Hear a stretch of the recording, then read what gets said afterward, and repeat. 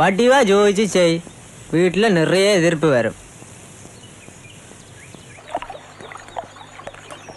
எதிர்ப்பு வந்தா சமாளிக்க தைரியம் இருந்தா நாளைக்கே கேட்டுடு. டேய், அது எப்படிடா சொல்றது? 2-3 தரம் முயற்சி பண்ணி பார்த்துட்டேன்.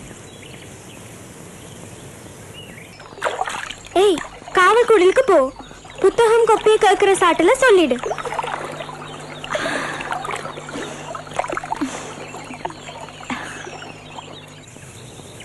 நேரா அவன்கிட்ட போ.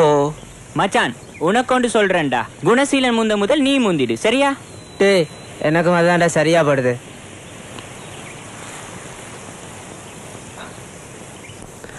லக்ஷ்மி, எனக்கு உங்கள்கிட்ட ஞாபகம் வந்தது. எனக்கு கண்டிப்பாக தெரியும் நீங்கள் கொடியில் தான் இருப்பீங்கன்னு சொல்லி. அதுதான் நேராக உங்களை பார்க்க வந்தேன் நான்.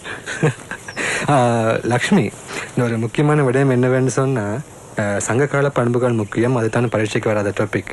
மற்றது யூனிவர்சிட்டி எப்போ ஓப்பன் பண்ணுவாங்கன்னு தெரியாது இருக்கிற நிலைமையை பார்த்தா. உங்களுக்கு வேறு எந்த பாடத்தில் டவுட் இருக்குன்னு சொல்ல முடியுமா? எனக்கு எல்லாம் பரவாயில்ல, விஞ்ஞானம் தான் கொஞ்சம் கஷ்டமாக இருக்கு. நான் என்றால் இந்த நாட்களில் வீட்டில் சும்மா தான் இருக்கேன். வேணுமெண்டா நானும் சொல்லி தரட்டுமா?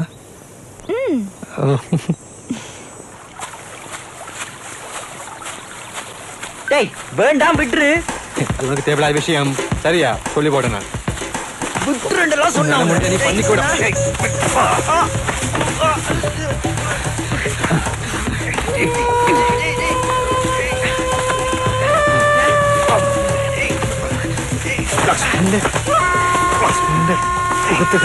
இவ்வளவு நாள் விட்டு வச்சீங்களா?